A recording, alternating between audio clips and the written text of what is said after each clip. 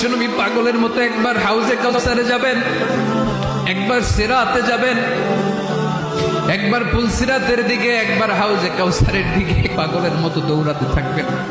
তার কোনো গুনাহগার উম্মত যাতে জাহান্নামে ঢুকে না যায়, সেদিন কেউ সুপারিশ করতে পারবে না বিশ্বনবী ছাড়া।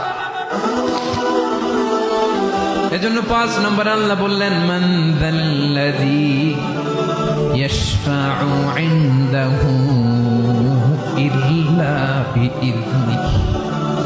কার সাহস আছে, কার এত বড় বুকের পাটা কিয়ামতের কঠিন দিন আল্লাহর সামনে দাঁড়িয়ে সুপারিশ করবে? কারো ক্ষমতা, কারো ক্ষমতা নাই। বিশ্বনবী সেদিন সেজদায় পড়ে উম্মতের জন্য কাঁদবেন, সবাই কাঁদবে, নফসি নফসি, আল্লাহ আমারে বাঁচাও, আল্লাহ আমারে বাঁচাও। বিশ্বনবী বলবেন, উম্মতি উম্মতি। বিশ্বনবী আমার জন্য কাঁদবেন, আপনার জন্য কাঁদবেন।